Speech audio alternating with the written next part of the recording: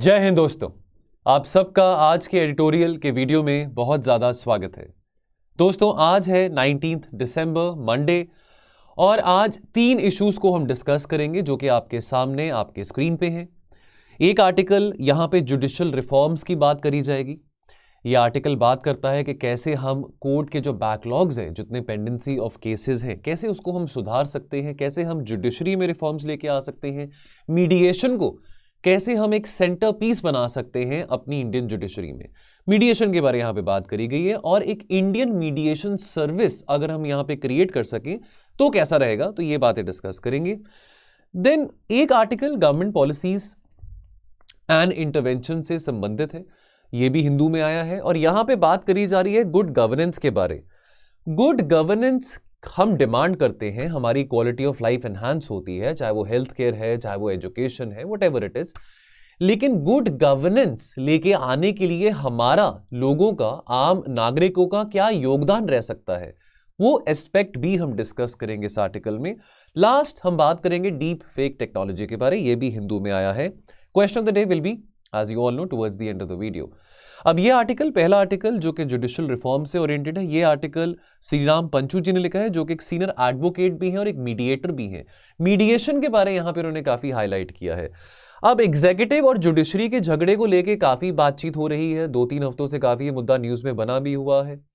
लेकिन चलो, उसको लेके हमने काफी डिस्कस किया है कि कोलिजियम सिस्टम बेटर है कि एनजीएसी सिस्टम बेटर है। Now the jury is out, let's see इसको लेके क्या बातचीत होती है। लेकिन यहां पे एक सेंट्रल बात समझनी जरूरी है। इन द रीसेंट पास्ट 2 लोगों ने आवाज उठाई है, एक तो हमारे चीफ जस्टिस ऑफ इंडिया हैं DY चंद्रचूड़ और एक सुशील कुमार मोदी जी हैं। इन दोनों ने यह कहा है कि चलो आप जजेस का नंबर बढ़ा भी दीजिए। सुप्रीम कोर्ट में, हाई कोर्ट में, क्या जजेस के नंबर बढ़ाने से कोई गारंटी है कि जो पेंडेंसी ऑफ केसेस है वो कम हो जाएगी? और आज के टाइम पे अच्छे टैलेंटेड जजेस को ढूंढना भी एक बहुत बड़ा टास्क है।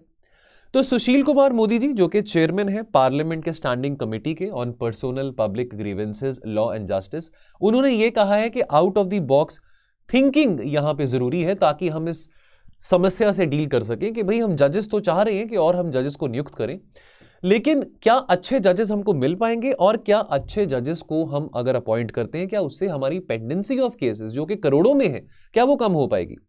क्या हमारे पास ऐसे इंस्ट्रूमेंट्स हैं, क्या हमारे पास ऐसे रिसोर्सेज हैं, फाइनेंशियल रिसोर्सेज हैं, क्या हमारे पास ऐसे कोई अच्छे मेथड्स हैं जिससे हम जजेस को अपॉइंट कर सकते हैं, जजेस का जो पेंडिंग वैकेंसी है उसको हम एड्रेस कर सकते हैं?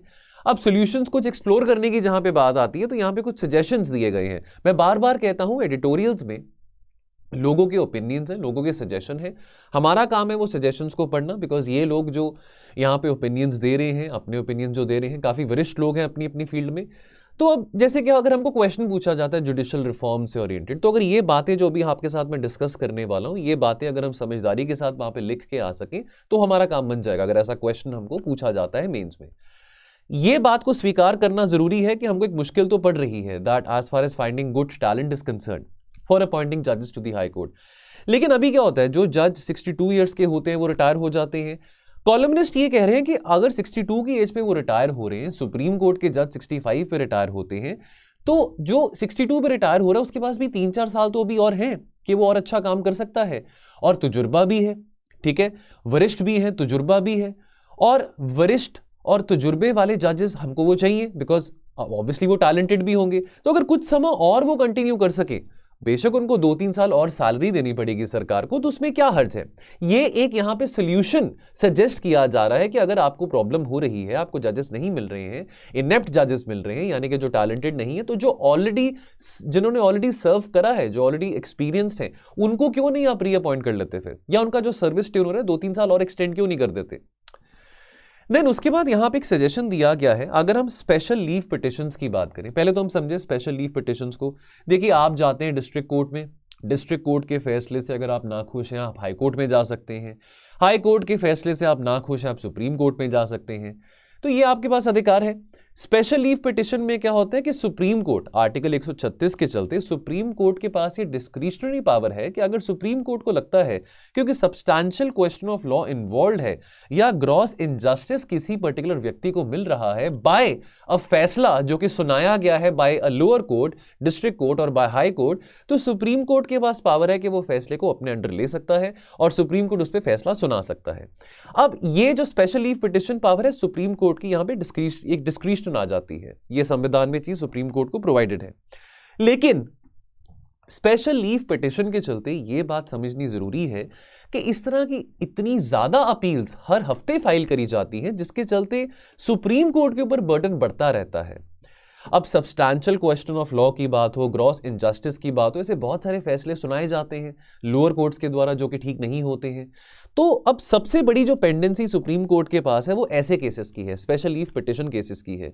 तो जो जजेस रिटायर हो चुके हैं 65 की एज में, अगर वो रिटायर्ड हो भी चुके हैं तो क्यों, अगर वो ये केसेस सुन सके स्पेशल लीव पिटिशन केसेस, उससे क्या होगा, जो एग्जिस्टिंग जजेस हैं सुप्रीम कोर्ट के उनके ऊपर ज्यादा बर्डन नहीं बढ़ेगा, काम डेलीगेट हो जाएगा। ठीक है, अगेन ये सजेशन है। उसके बाद ऑनलाइन जस्टिस की अगर हम बात करें, देखिए अभी कोविड के चलते चल रहा था काम, कोविड के चलते सब कुछ ऑनलाइन चल रहा था, जुडिशरी में भी काम ऑनलाइन चल रहा था। अब लेकिन अब फिर से फिजिकल हियरिंग्स शुरू हो चुकी हैं तो ऑनलाइन इतना ज्यादा काम नहीं चल रहा।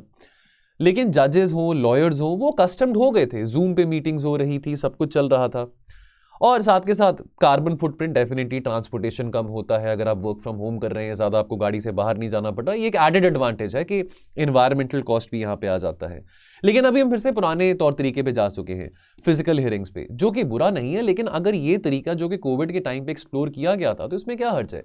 आप घर पे बैठे हैं, आप, अगर हम जजेस की बात करें, तजुर्बा है, आप एक्सपीरियंस है, आप घर पे बैठे हैं, आपके पास अगर ज़्यादा स्टाफ नहीं भी है, अगर कम स्टाफ भी है, लेकिन टेक्नोलॉजी का इस्तेमाल करके और लिमिटेड स्टाफ का इस्तेमाल करके आप केसेस को जल्द तरीके से डिस्पोज ऑफ कर सकते हैं। बेहतर है ये तरीका रादर दैन कि सरकार को या जुडिशरी को इनएक्सपीरियंस जजेस को ढूंढना पड़े और अपॉइंट करना पड़े। तो ये सजेशन दिया गया है। और जहां तक मीडिएशन की बात आती है, देखिए अब कहा जाता ना कि देखो अगर दो देशों के बीच में दुश्मनी है तो सबसे पहले डिप्लोमेसी को यूज करना चाहिए, बातचीत को यूज करना चाहिए ताकि आप अपने झगड़ों को रिजॉल्व कर सको। नहीं होता तो फिर चलो लड़ाई हो जाती है दो देशों के बीच में। अब उसी तरह से अगर हम जुडिशरी की बात करें, देखिए केसेस तो बहुत, आप जाए, आपने कोई केस फाइल करा, आपको ये तो कोई नहीं कह सकता कि आपका केस कब डिस्पोज ऑफ होगा। झगड़े होते हैं, मैट्रिमोनियल डिस्प्यूट्स होते हैं, सिविल डिस्प्यूट्स होते हैं, कमर्शियल डिस्प्यूट्स होते हैं, 5 साल भी लग सकते हैं, 10 साल भी लग सकते हैं, 20 साल भी लग सकते हैं, तारीख पे तारीख, है ना, जैसे वो कहते हैं इंसाफ कुछ भी नहीं। लेकिन एक तरीका है मीडिएशन का। अब अगर हम अपनी इंडियन जुडिशरी में, बात को ध्यान से समझिए, अगर हम अपनी इंडियन जुडिशरी में हम अगर मीडिएशन को पहले इस्तेमाल कर सकें और लिटिगेशन को बाद में, तो कितना बेहतर रहेगा। मीडिएशन का जो एक्सपीरियंस भारत में रहा है पिछले कुछ 20-22 सालों में काफी अच्छा रहा है। ठीक है, देखिए पहले तो यहां पे अगर मीडिएशन के एडवांटेजेस को समझे तो कॉस्ट इफेक्टिव है। डिस्प्यूटिंग पार्टीज के बीच में यहां पे अगर मीडिएट करा जा सकता है, आउट ऑफ कोर्ट सेटलमेंट होती है, समझौता होता है, आपका कॉस्ट बचता है। ठीक है, आपको वकीलों को ज्यादा फीस नहीं देनी पड़ती। ठीक है, इतना टाइम नहीं लगता जितना लिटिगेशन में लगता है, fraction of time as litigation takes. उसके बाद आपकी जो भी मुद्दे हैं, डिस्प्यूट्स हैं, वो कुछ हद तक रिजॉल्व हो जाते हैं। कोई गारंटी तो नहीं है कि 10 साल आपका केस चले फिर भी आपके डिस्प्यूट्स रिजॉल्व नहीं हो सकते हैं।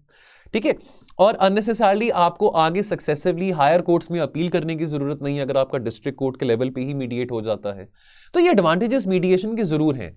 अब यहां पे कॉलमनिस्ट कह रहे हैं कि हमारे पास मीडिएटर्स नहीं है। अब ये जो कॉलमनिस्ट है ये तो मीडिएटर के तौर पे भी काम करते हैं, लेकिन कैसे हम मीडिएशन को एक ऑल्टरनेटिव प्रोफेशन बना सकते हैं, प्रोफेशनली ऑल्टरनेटिव करियर ऑप्शन बना सकते हैं जो कि बहुत प्रॉफिटेबल भी हो, जहां पे लोगों को लगे कि चलो इससे 4 पैसे हमारे भी बन रहे हैं। या अब हम सिविल सर्विसेज की बात करते हैं। ठीक है, अब इंडियन जुडिशियल सर्विसेज की भी बात काफी पहले करी गई थी, अब इंडियन मीडिएशन सर्विस की यहां पे बात करी गई है। और देखिए अब मेरिट्स और डीमेरिट्स सबको पता हो, जो लोग एज अ मीडिएटर काम करना चाहेंगे उनको भी पता हो कि एज अ करियर ऑप्शन कितना सक्सेसफुल रहेगा अगर वो मीडिएशन लाइन में आना चाहते हैं। और जो लिटिगेंट्स हैं, जो केस फाइल करते हैं, उनको भी पता हो कि मीडिएशन के क्या नुकसान हैं, क्या फायदे हैं, क्या नहीं फायदे हैं। ठीक है, तो मीडिएशन एज अ स्ट्रैटेजी को एक्सप्लोर किया जा सकता है और इसको एक्सप्लोर करके पेंडेंसी ऑफ केसेस जो है वो कम हो सकती है। ये बात को ध्यान से समझिए आप। ठीक है, तो कंक्लूजन में कॉलमनिस्ट कहते हैं कि चलो आपको ज्यादा जजेस अपॉइंट करने हैं, आपको ज्यादा कोर्ट्स बनाने हैं, आपको ज्यादा स्टाफ हायर करना है, तो आपको उसके लिए पैसा चाहिए, ज्यादा इंफ्रास्ट्रक्चर चाहिए। अभी ना हमारे पास रिसोर्सेज हैं, ना ज़्यादा हमारे पास पैसे हैं, और ना हमारे पास इतने टैलेंटेड लोग हैं। तो क्या किया जाए? तो अगर ये सोल्यूशन जो कि इस आर्टिकल में सजेस्ट किए गए, अगर इसको हम एक्सप्लोर कर सकते हैं तो मे बी हम अपनी पेंडेंसी ऑफ केसेस को भी रिड्यूस कर सकते हो। Now, good governance beyond motherhood and apple pie. अब ये मदरहुड एंड एप्पल पाई क्या चीज़ है? तो ये यूएस अमेरिकन पॉलिटिक्स के टर्म में जब हम मदरहुड एंड एप्पल पाई की बात करते हैं, वैसे गूगल पे भी इसको आप सर्च कर सकते हैं, अमेरिकन कंटेक्स्ट में इसको कहते हैं होलसम। होलसम होना यानी कि ऐसी चीज़ें जो कि वेल एस्टैब्लिश्ड हैं, जो कि वेल एक्सेप्टेड हैं, ठीक है, जो कि एक्सेप्ट की जानी चाहिए सबके द्वारा। ये अमेरिकन टर्म है, एक अमेरिकन फ्रेज है basically, motherhood and apple pie. अब हमने इसको इंडियन कंटेक्स्ट में समझना है, मतलब यहाँ पे हम एप्पल पाई कैसे बनाते हैं वो नहीं हम इस आर्टिकल में डिस्कस करने वाले हैं।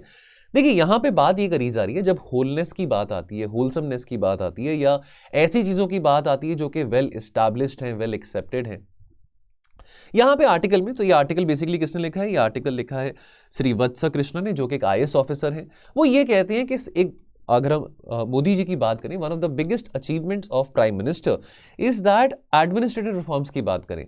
देखिए, अब गुड गवर्नेंस को लेके अब मोदी जी 2014 में आने से पहले क्या कहते थे? ना खाऊंगा ना खाने दूंगा।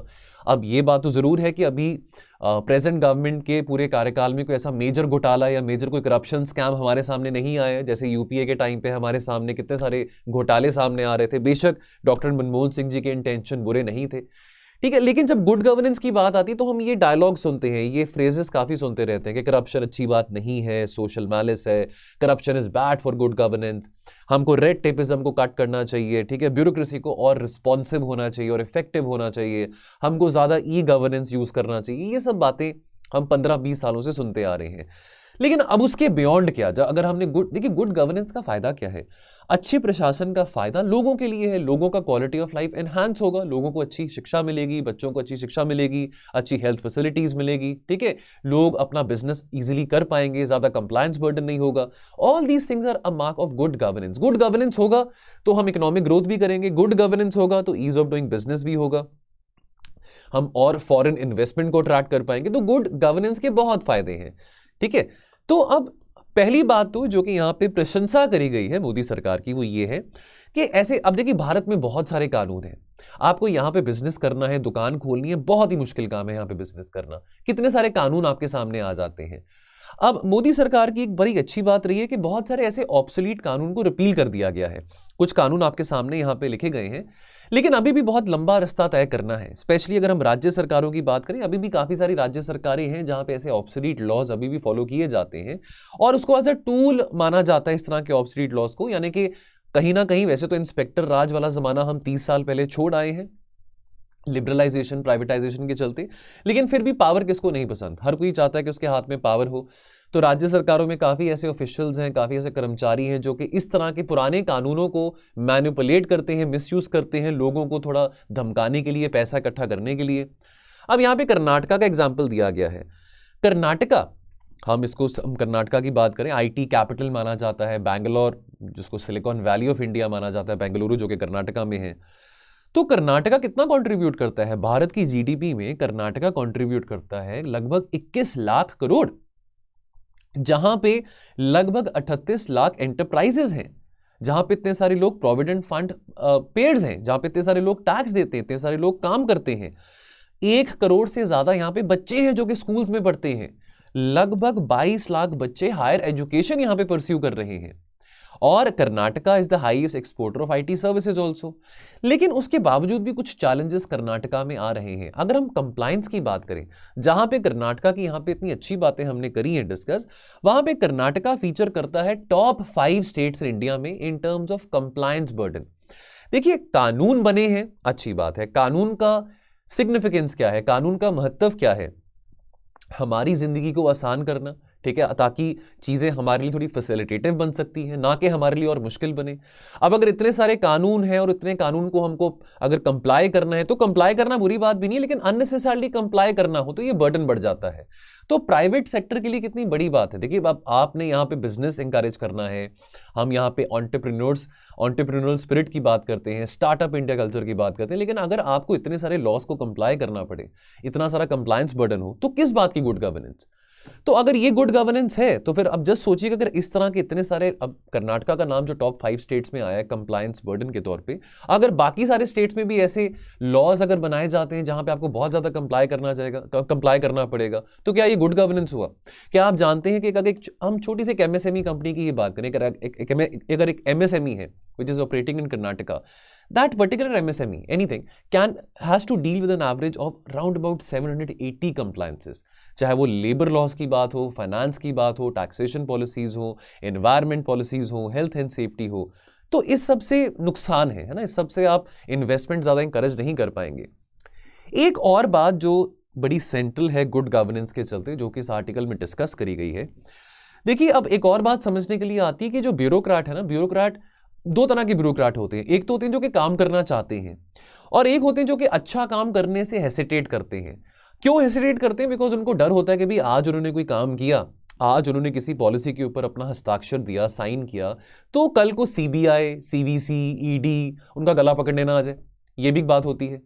अब देखिए, अब करप्शन की बात आती है, ट्रांसपेरेंसी की बात आती है, तो बहुत अच्छी बात है, लेकिन कई बार ऐसा भी होता है कि ऑफिसर के इंटेंशन नेक होते हैं, लेकिन बिकॉज ऑफ करप्शन एक्टिविटीज उसको डाल दिया जाता है कि भाई आप करप्टेड है। कैसे? फॉर एग्जांपल, जैसे कि अगर हम बात करें, अगर आप किसी सरकारी डिपार्टमेंट में हैं और आपको ये मैंडेट है कि आपने लैपटॉप्स बाय करने हैं किसी भी प्राइवेट वेंडर से। अब एक वेंडर है, ठीक है, वो आपको एक पर्टिकुलर दाम पे, लेट्स से आपको एक वेंडर है जो कि 1000 रुपए में लैपटॉप देने को तैयार है, आपने लेट्स से 40 लैपटॉप लेने हैं, और एक पर्टिकुलर वेंडर है जो कि आपको शायद 900 रुपए में लैपटॉप देने को तैयार है, लेने आपने 40 लैपटॉप है। आप वेंडर एक्स के पास जाते हैं, वाई के पास नहीं जाते हैं। आपको लगता है कि जो वेंडर एक्स है वो अच्छी क्वालिटी के साथ में कुछ सर्विसेज प्रोवाइड करेगा, ठीक है। हो सकता है कि जो वेंडर वाई है उसकी क्वालिटी में कोई डेफिशिएंसी हो, लेकिन आपका गला पकड़ा जा सकता था। अब ऐसा नहीं होता कि भाई आपने वेंडर एक्स से ही क्यों लैपटॉप लिए जो कि 1000 रुपए में दे रहा था, आपको 100 रुपए बच रहे थे अगर आप वेंडर वाई से लेते।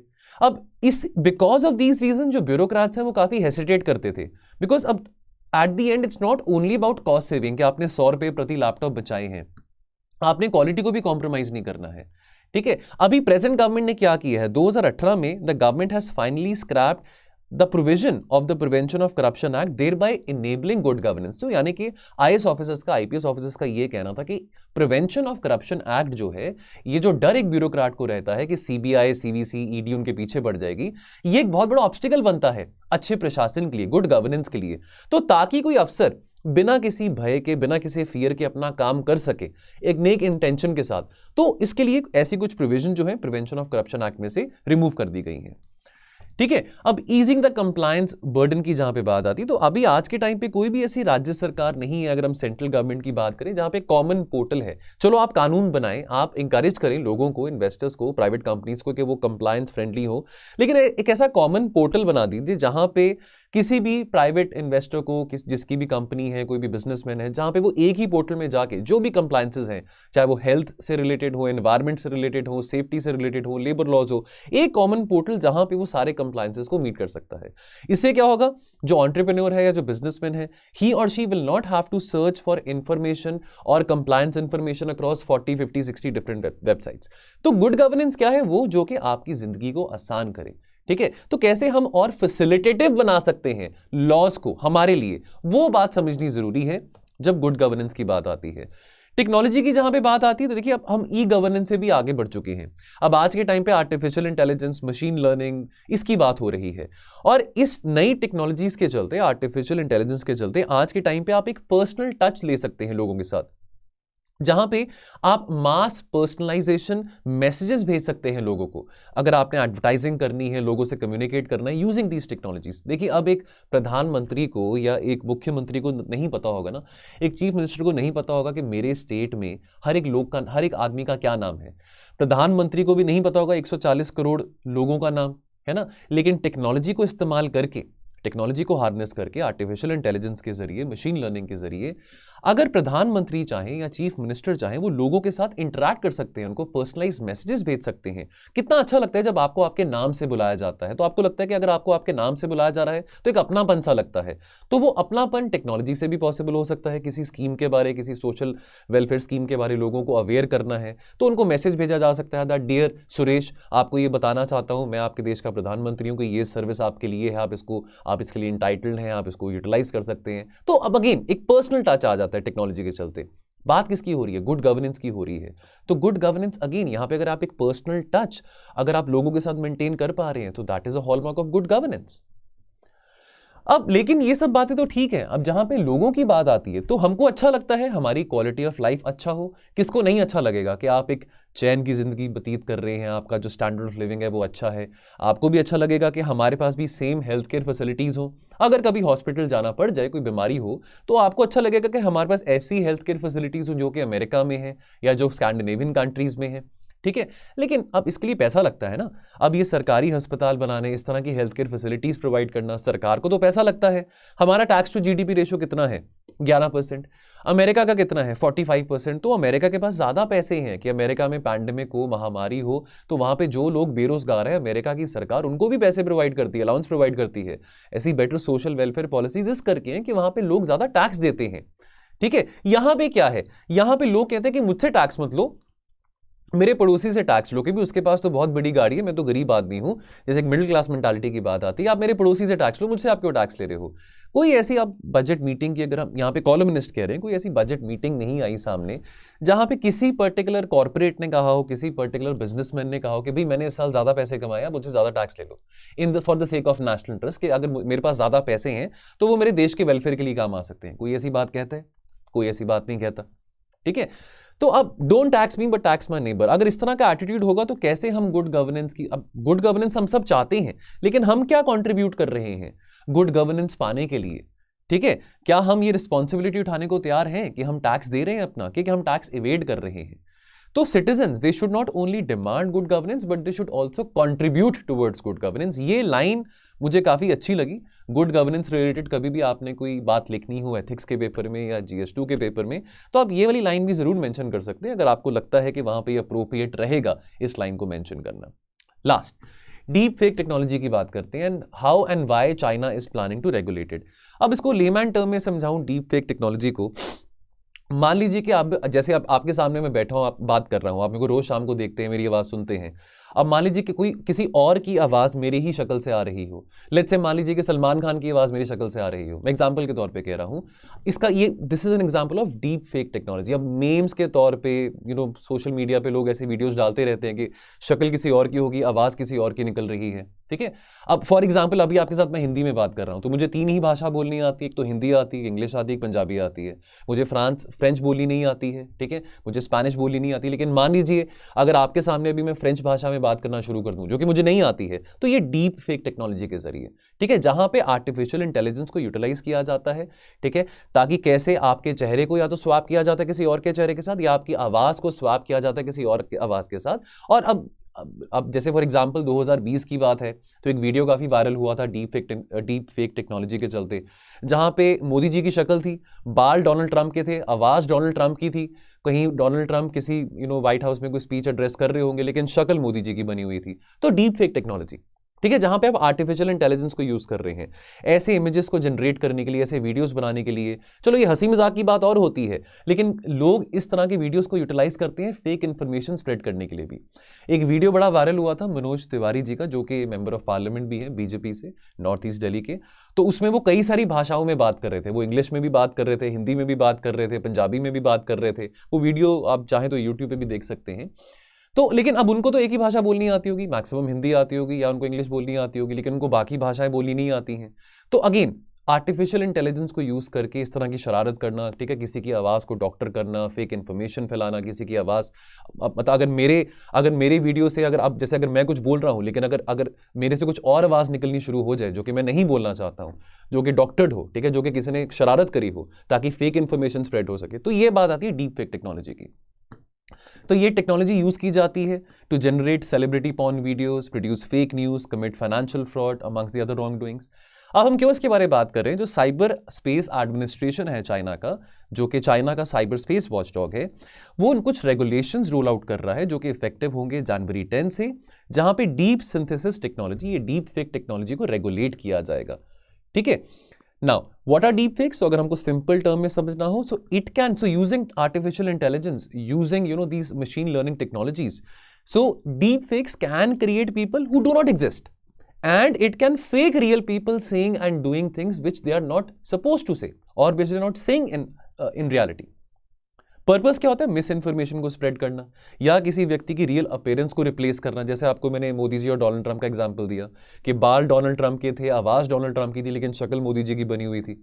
ठीक है, अब ये हंसी मजाक के लिए, इसको मीम बनाने के लिए, वायरल करने के लिए सोशल मीडिया पे, वो और बात है। लेकिन डीप फेक टेक्नोलॉजी का शिकार कौन कौन लोग हुए हैं? Former US president Barack Obama, Donald Trump, हमारे प्रधानमंत्री मोदी जी, फेसबुक के चीफ हो, हॉलीवुड सेलिब्रिटी हो, टॉम क्रूज हो, बहुत सारे लोगों को शिकार किया गया इस टेक्नोलॉजी के चलते। चाइना की जो नई पॉलिसी है टू कर्ब डीप फेक्स, तो क्या पॉलिसी है? तो अब ये रेगुलेशन मैंडेट करेगा कि जो लोग यूज कर रहे हैं ऐसी टेक्नोलॉजी को टू एडिट समवन्स इमेज और वॉइस, ये so they have to notify and take the consent of the person concern. तो यानी कि अगर मान लीजिए मैं ये टेक्नोलॉजी का इस्तेमाल कर रहा हूं, पर्सन ए की शक्ल यूज कर रहा हूं या पर्सन ए की वॉइस यूज कर रहा हूं अपनी वॉइस के लिए, या अपनी शक्ल को हाइड करके किसी और की मैं शक्ल यूज कर रहा हूं, तो मेरे को इस पर्सन ए का यहां पे कंसेंट लेना पड़ेगा, इसकी मंजूरी लेनी पड़ेगी। ठीक है, और कौन से कंट्रीज हैं जो कि क्या कर रहे हैं, बाकी सारे देश क्या कर रहे हैं इस प्रॉब्लम से लड़ने के लिए, डीप फेक प्रॉब्लम से लड़ने के लिए? तो ईयू की बात आती है तो European union has an updated code of practice, ताकि डिसइंफॉर्मेशन को कैसे प्रिवेंट किया जा सकता है। और ये कोड ऑफ प्रैक्टिस जो, तो ये डीप फेक टेक्नोलॉजी को यहाँ पे कर्व करने के लिए कोड ऑफ प्रैक्टिस 2018 में ये कोड बना था। अब ये जो रिवाइज कोड है, दिस रिक्वायर्स जो बड़ी टेक कंपनीज हैं, गूगल है, फेसबुक है, ट्विटर है, कि वो भी इस तरह के कदम उठाएं, वो भी इस तरह की पॉलिसीज इनकॉर्पोरेट करेंगे, कैसे वो भी काउंटर कर सकते हैं डीप फेक्स को। बिकॉज ये डीप फेक्स, ये जो ऐसे वीडियोस होते हैं, ये आमतौर पे सोशल मीडिया प्लेटफॉर्म पे बड़े वायरल होते हैं। ठीक है, और अगर ये नॉन कंप्लायंट होंगे जो बड़ी टेक कंपनीज हैं, तो इनको जुर्माना पड़ेगा 6% of their annual global turnover. तो ये 2018 में इंट्रोड्यूस किया गया था, आपको ये बात पता हो, the code of practice on disinformation, and this brought together for the first time जो बड़े बड़े टेक प्लेयर्स हैं at the same stage, at the same forum, to commit to counter the disinformation. ठीक है, चलिए अमेरिका की बात करें तो अमेरिका में जुलाई में पिछले साल की बात है, अमेरिका ने एक कानून इंट्रोड्यूस किया था, the deep fake task force act, जो कि अमेरिका की जो इंटरनल सिक्योरिटी जो एजेंसी है, डिपार्टमेंट ऑफ होमलैंड सिक्योरिटी की बात करें, उसको असिस्ट करेगा to counter the deep fake technology.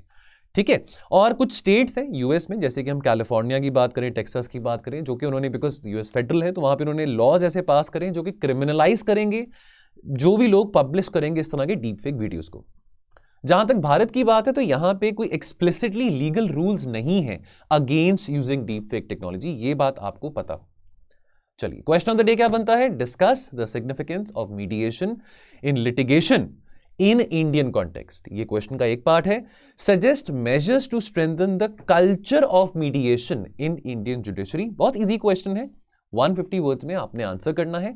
Now we have a Telegram group, editorials with mains answer writing, so if anybody wants to be a part of this group, आप इस group का part बनना चाहते हैं तो भी video देख रहे हैं, डिस्क्रिप्शन बॉक्स में जाके देखेंगे, आपको ये लिंक दिखाई देगा, क्लिक करेंगे तो आपको हमारे इस टेलीग्राम चैनल के टुवर्ड्स रीडायरेक्ट किया जाएगा। और यहां पे कोशिश रहती है कि शाम को 6 बजे बेस्ट आंसर हम पिन करें और साथ के साथ मॉडल आंसर को भी पिन करें of the question of the day जो पूछा जाता है। तो जो आज आपसे क्वेश्चन पूछा गया है मीडिएशन के बारे, इसका मॉडल आंसर कल शाम को 6 बजे आपको पिन किया जाएगा।